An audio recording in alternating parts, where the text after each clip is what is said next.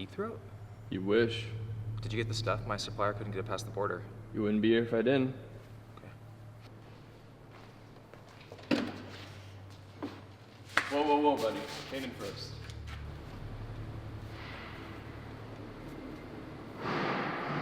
Perfect. Gains for gains.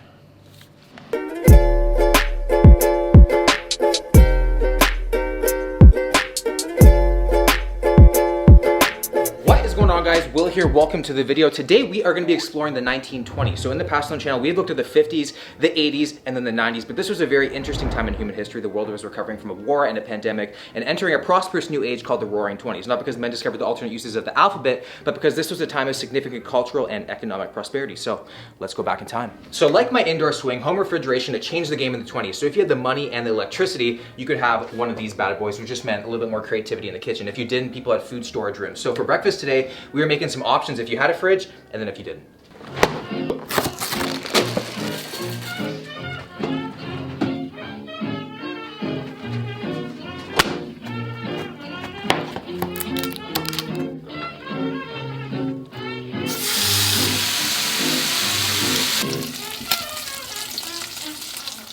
So due to prohibition, which was the ban of alcohol from 1920 to 1933, coffee sales were at an all-time high, and the most popular coffee brand during the time was Maxwell House. So in 1925, they trademarked their famous slogan, "Good to the last drop." I've never had this coffee, but it's a very familiar college slogan. So we're gonna see all about this one. This one is a house blend medium roast. I'm all about that dark roast, but it could be good.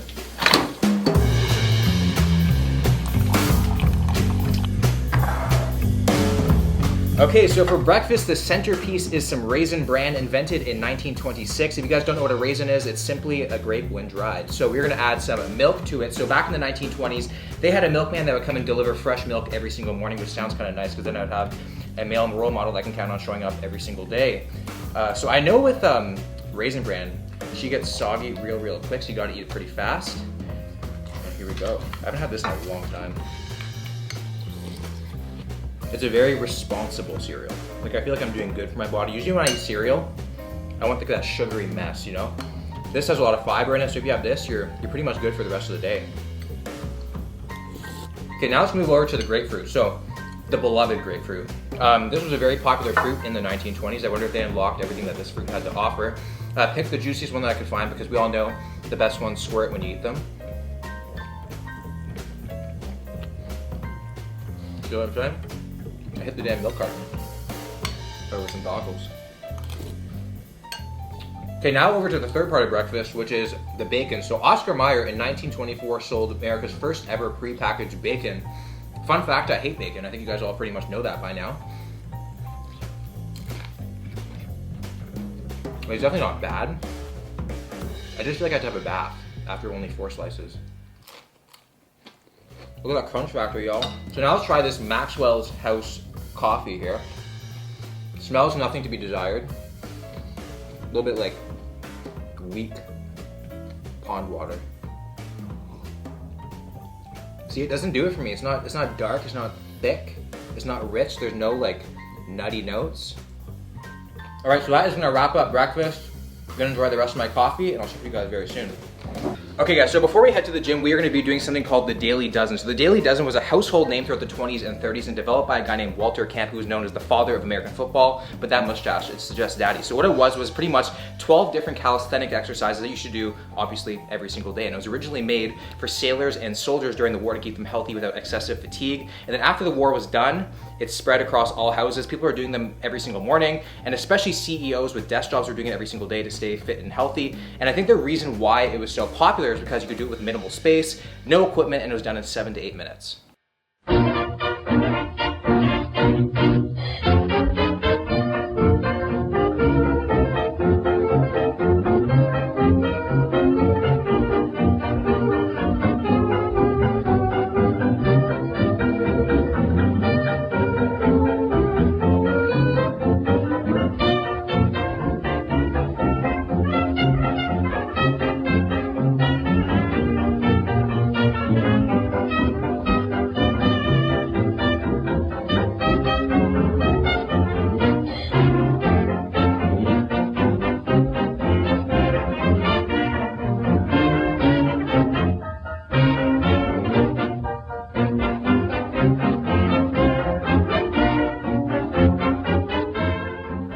Okay, so that was the Daily Dozen, and it was actually pretty good. I was like snapping and crackling and popping. Fun fact, Rice Krispies were also invented in the 1920s as well.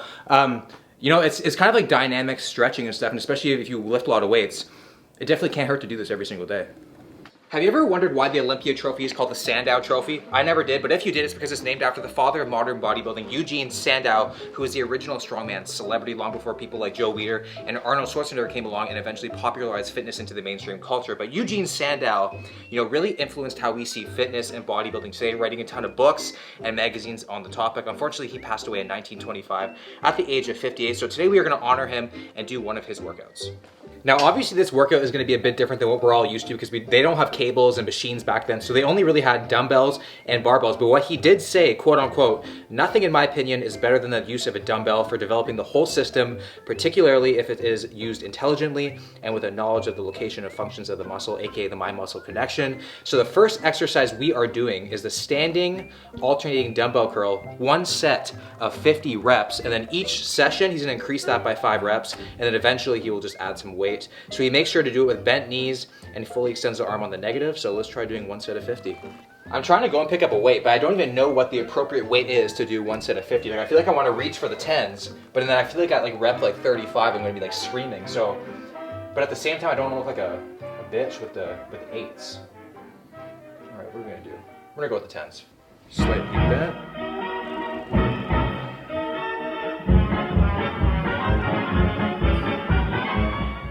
We're only halfway right now.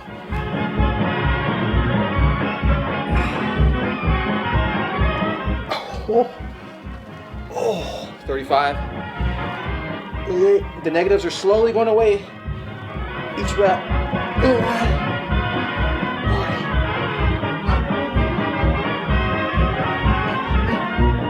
Oh. Okay, that was 50 reps. Like the last time I've done something like that is like when I'm about to head out to the club and do my university days to look good in my t-shirts, but that is insane. To do an additional 5 reps each week. So the next exercise we are doing is the reverse dumbbell curl. One set, 25 reps each arm. Each session he'll add 2 reps instead of 5. My arm's already done, but we're gonna do one set, 25 reps.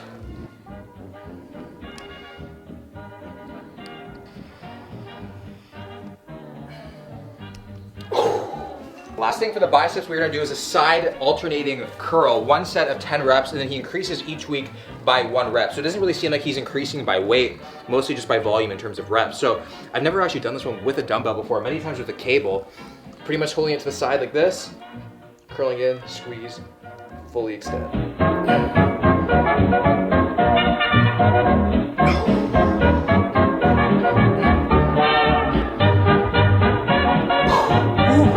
Okay, so that's one set, 10 reps each. I like how it's only one set because it makes you really, really focus on that one set. And the one thing I like about this one is that when you're out here, the dumbbell wants to drop, which really stretches out your biceps. So that was it for the biceps. So along with being a bodybuilder, he's also a strongman competitor. So now we're gonna do some of his strongman training exercises.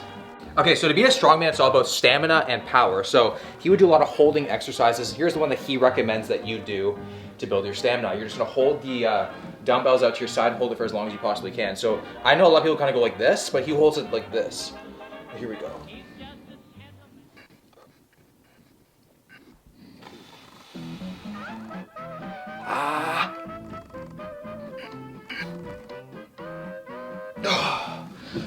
Oh, I think that was like a minute. Usually things that last a minute usually feel better than this, for me at least. I'm sure you guys have all seen by now this guy's set of abs and obliques. They're actually insane. So a lot of people say his obliques come from this movement right here called the bent press. So it's very similar to a clean and press, but instead this guy literally finishes like this, like sideways. So I can imagine the oblique contraction right there is pretty next level. So we're gonna try this right now. I'm a little bit worried for my back because this seems like a very compromised position, but we will give it our best shot. One set of 8 reps. So every rep, dead stop off the floor, clean it up, and then 1.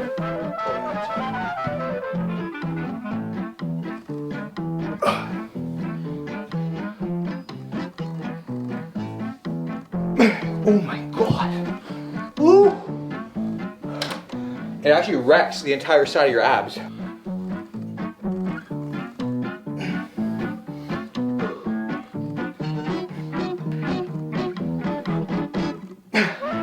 Oh You can really feel that. I could feel it when I breathe.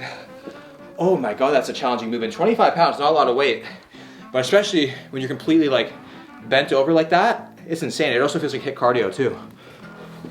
So you know how I just did that bench press with 25 pounds and it's reasonably hard for 8 reps? Well, Eugen Sandow, that's his most famous movement, and guess how much he could do? 100 pounds? No. 150? No. 200? No. 269 pounds. Look at this. There's only 2 men that he's holding on one side of his body. That is absolutely nuts. So to help him build that strength, he did a lot of overhead barbell press. We're gonna do that right now as the last movement of the day. So a lot of us, when we do overhead press, we kind of just stand with, with our feet kind of shoulder width apart with a slight bend, but he would actually do it with one foot in front and then press. So we're gonna try doing that today. I don't think I've actually ever done that before. So one foot in front.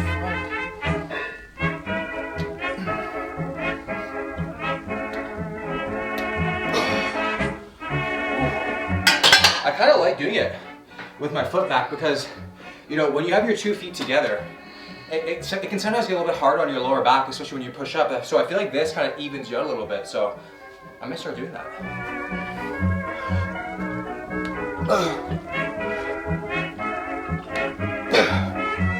Okay guys, that is gonna wrap up the workout. We can all learn a lot of things from Eugen Sandow, especially being back in the 20s where they didn't know as much about fitness as they do now. He still focused on the basic movements, focused on contracting the muscle, didn't want to do too much weight and compromise form. And the thing is, he didn't have steroids back then, and look at that physique that he built. So it just shows you don't need a whole lot to get your dream physique. So don't automatically think steroids, hard work. Find out what works for you. And another thing I found very interesting is that, when you look at like the 60s, 70s, 80s, 90s and all that stuff, the bodybuilding mentality was like chicken breast, white rice, broccoli and stuff like that. But he always preached, moderation with your diet, his diet wasn't perfect, he admitted that. And I think that's great. And I think that's what a lot of people are kind of trending towards now, being good most of the time. So that was the workout. Gonna go up, shower, and then go get some lunch.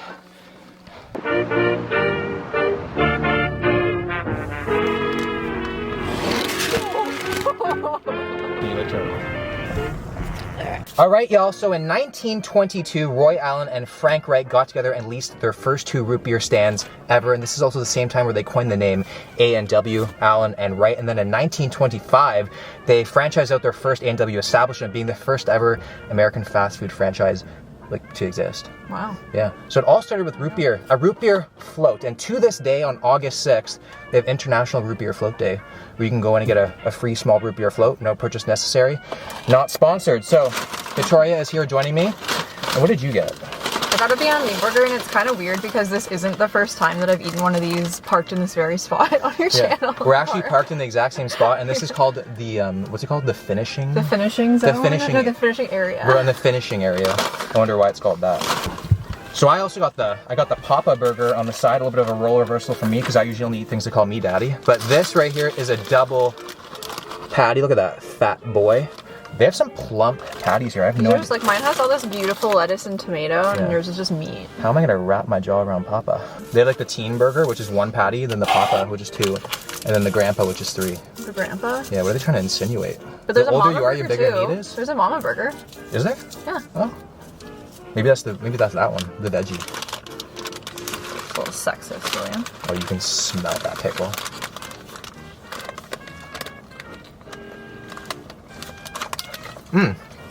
As kids, we drank a lot of root beer. A lot of root beer. Especially the dad's root beer. Yeah, because we thought it looked like we were drinking beer. Yeah, we were trying to get blitzed as kids on Christmas. Why is this so? It's like a hard. Is it just like an ice cream brick on the top? Yeah. All right. Oh, like literally. Root beer is the perfect segue for any thick cream. Okay. It won't even receive my suction. It's so thick. Is that good? I don't know. When you taste the taste that you're tasting, root beer is actually kind of weird. Don't you think? I actually can't even describe what root beer tastes like. Maybe like minty or something? I don't know. It does taste minty. Yeah. I don't miss it. I used to. Well, no, I like the root beer taste, but it feels like it's just diluted with dairy. I feel like they must not serve a lot of these because this literally feels like I stole it from the museum. I think I stole this from the first ever the 1922 root beer stand. No, but hey, fun fact that I think is true, and if it's not, then I'm sorry, guys. But A&W doesn't give any ice in their drinks because it's chilled like in the machines. That's a fun fact. I did not know that. There you go, y'all. Yeah. You're learning stuff today too. I mean, I've given facts on this channel that are like blatantly fake before. Have you? Yeah, like the tequila thing. Is that a peer-reviewed fact?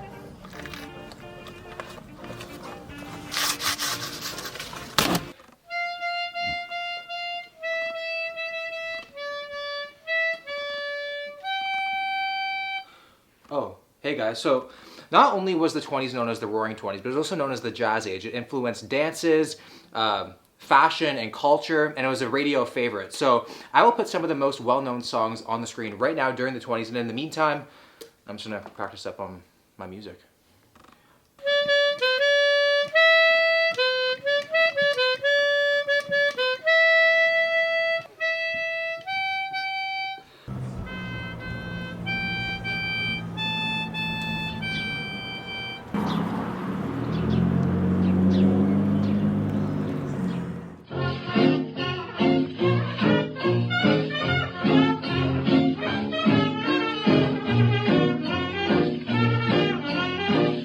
So this evening we are at a Speakeasy right now, also known as Blind Pigs. It was an illegal tavern where they sold alcoholic beverages. So I'm here with my mom and my sister. Look how bougie they look. They look like true flappers right now. Meanwhile, I look like them like the damn chimney boy. I feel like I should go upstairs or something like that. Maybe you should. Yeah. But usually Speakeasies are run by organized crime members, most notably Al Capone. So just obviously my mom's running this one today. What would be your crime? Definitely not murder. So the food this evening we are going to be having are just some traditional stuff they would have at a Speakeasy. Shrimp cocktail, meatballs, and a cheese platter. But before you eat, do you guys want a drink? We thought you'd never ask. Yes, please. Yes. Okay, so the most popular alcohol back in the day was gin. They called it bathtub gin. It was, people found very easy ways to make it and distribute it. So we are going to make a cocktail right now called the Colony Cocktail. So they found ways to mask the taste of the gin because it obviously tastes like crap because it was illegal. Okay, so we're gonna be following the recipe right now. So we're gonna be throwing into a shaker here some ice. Mom, yours is first. Now we're gonna go in with 1.5 ounces of gin. And then we're gonna go in with 1/2 ounce of this cherry kind of liqueur. I'm just gonna eyeball this. Cassis. It's called cassis. I don't know what the heck this is called. I don't drink. Now we're gonna go in with 1/2 shot of grapefruit juice. Good.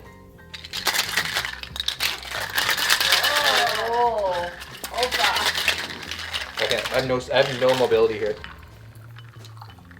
Wedge right there.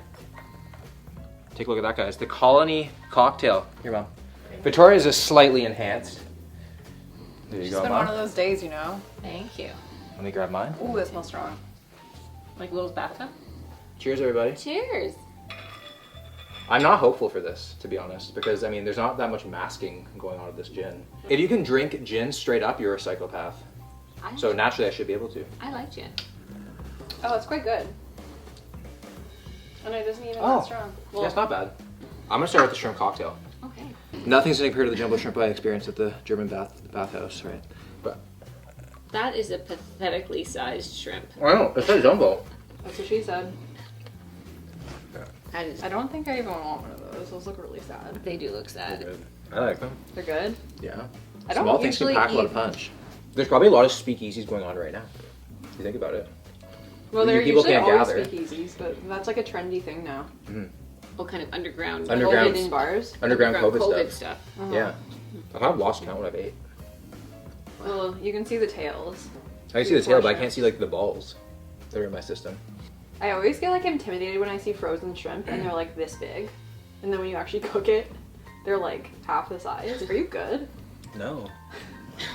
I'm not. It's gross. I'm enjoying this. You're enjoying that? And I enhanced yours. Are you okay?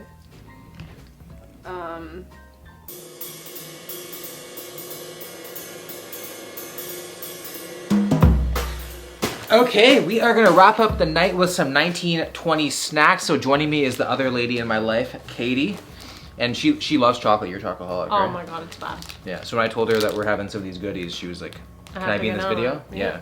So we got some Nestle drumsticks invented in 1928. We got some Reese's cups, also invented in 1928. And then we got an O. Henry bar invented in 1920. What do you want to start with? Reese's. Reese's? Oh, yeah. I feel like this is like everyone's like favorite. Don't you think? I think it's top contender. Like I love peanut butter, and just like any loved one, it rightly deserves to be covered in chocolate. Don't you agree? No comment. No comment. Calories 230 for the pack. It's not bad. It's like a protein bar. Sans the protein. Yeah, slightly off macros. They're in the fridge. Yeah. Oh my god. That's gonna be hard not to eat the whole thing. I'm not like a massive chocolate peanut butter fan. And the reason being is I find that they're both so rich that they just clash. No, they don't clash. Reese's has done, they figured it out. So next up, we are going with the Nestle Drumstick. So I got made fun of all the time as a kid when I ate these. Why? Because I always started at the tip. No, you didn't. I was raised to start at the tip. It's focusing on your face. I want to focus on the next. You're a better snack than the cone. These are like those 1-bite brownies. I dare you. Those are 2-bite. I just want to see what I can do. I could. You're drooling. No gag. No gag. No gag.